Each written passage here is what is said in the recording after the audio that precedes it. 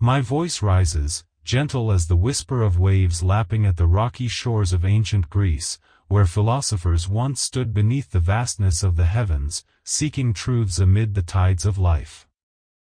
I speak to you, wayfarers caught in the clamor of this restless age, of a lesson not inscribed in bronze, but woven into the quiet presence of a gray cat named Ash. When another is chosen over you, the heart cries out for proof, for reclamation. Yet Ash, with her serene gaze and unhurried steps, taught me a deeper path. To let go in silence is not defeat, but a triumph of self-respect, a claiming of peace over the chaos of what lies beyond our grasp. Does being chosen define victory? Let this question drift before you, a lantern's glow against the dusk, both a challenge and a solace. The world declares that to be picked is to be crowned, that to be passed over is to be diminished. But what if I told you that true winning lies not in another's choice, but in the quiet strength to honor your own worth? I did not see this at first.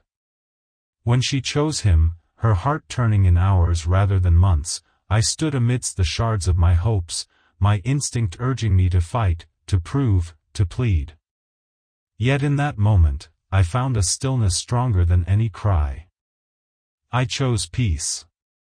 She chose him. Not after months, but hours. I saw the messages, their words a dance of laughter that once was mine. I saw the way she looked at him, her eyes alight with a warmth that had faded from me. That night, I did not scream. I did not chase. I chose peace. The truth, my friends, is that not every choice against you is a verdict on your soul. Some turn away, not because you lacked, but because their path led elsewhere.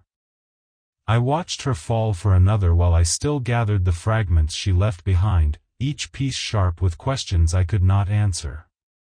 My first urge was to compete, to stand taller, to demand why. But then I looked at Ash. Ash, my stoic companion, sat by the window, her gray fur kissed by the fading light, her green eyes fixed on two birds taking flight beyond the glass. She did not stir, did not leap. She simply watched, calm as a sage on a hilltop, as if to say, what flies away was never yours to cage. I lingered there, her stillness a mirror to my unrest, and began to wonder, what if I did not need to win her back, but to win myself? If this tale touches your heart, leave a like, share it with those stung by another's choice. Together, we may find our footing. I stood at the edge of that moment, my thoughts a whirl of memories I could not still. The messages I'd seen, her words to him, bright with a joy I no longer sparked, cut like thorns I could not pluck. Her laughter, once a melody shared in quiet evenings, now rang for another. Her gaze, which had once sought mine in crowded rooms, had turned to him, leaving me a shadow in her story. I questioned everything. Had I faltered in some unseen way? Had my words been too few, my gestures too faint? My heart roared to prove I was enough, to reclaim what I'd lost. Yet Ash, perched on the sill, her tail tracing slow arcs, seemed to ask, why chase what has already flown? One morning, as dawn painted the sky in hues of rose and gold, I watched Ash pad across the floor, her eyes tracking a leaf blown by the breeze.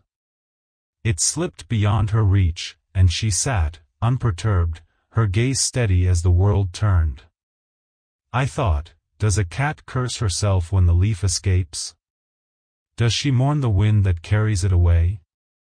No, she rests, unbound by what she cannot hold. I began to see her choice not as my failing, but as her right, not a chain to bind me. The urge to compete, heavy as iron, was not my truth. If this story kindles a light, hit that like, share it, it may guide another through their dusk. Draw near now, to a firelit chamber where embers cast their warmth against the chill of memory. I speak of Marcus Aurelius, the emperor who ruled a faltering Rome yet sought dominion only over his soul. He wrote in his Meditations, "If it is not right, do not do it. If it is not true, do not say it." I turned these words as I watched Ash doze, her breath a soft rhythm against the fire's crackle. Marcus knew rejection, the sting of loyalty turned hollow, the weight of a world that shifted beneath him, yet he did not chase what lay beyond his reach.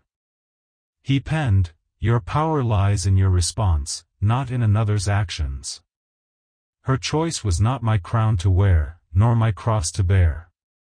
Let me carry you to a moment in Marcus's life, a twilight on the frontier where the air hung thick with dust and the cries of battle lingered.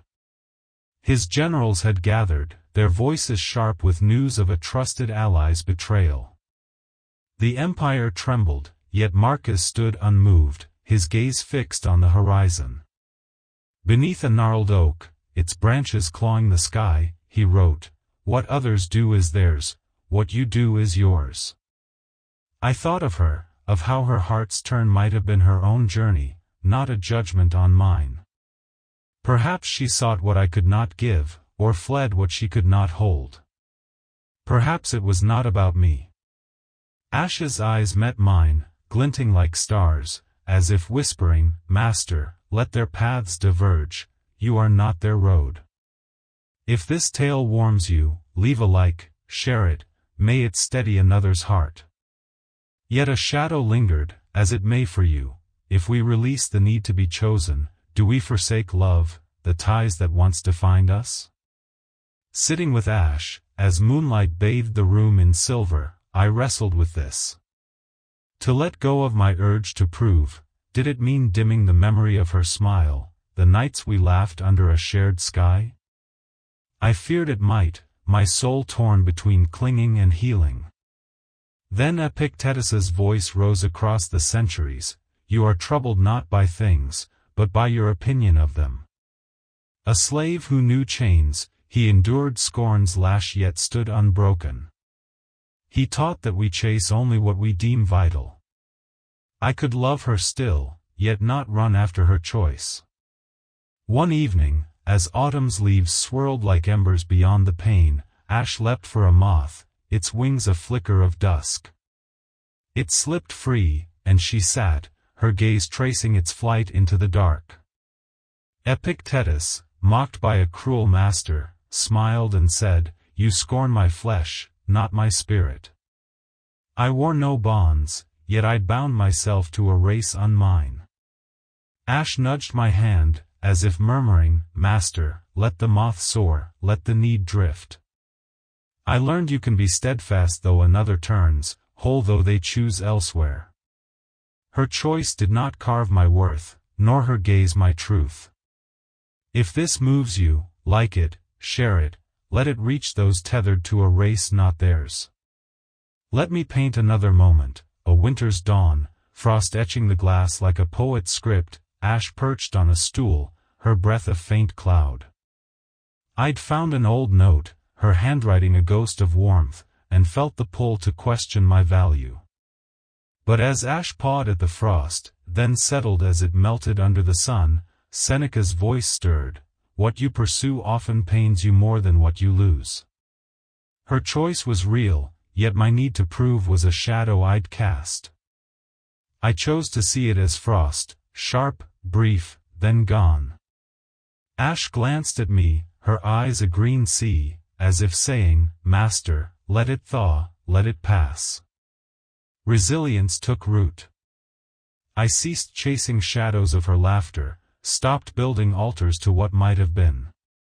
With Ash beside me, the rains sung a quiet chorus. I felt a shift, not a breaking, but a blooming. Marcus wrote, "What lies beyond your grasp, release to the winds." I let her choice float free, not as my defeat, but as her right. The urge to prove, once a fire in my chest, faded, not because I quenched it, but because I saw its truth, a phantom, not a flame. Ash's warmth pressed close, a silent vow, "You are enough, though others choose another."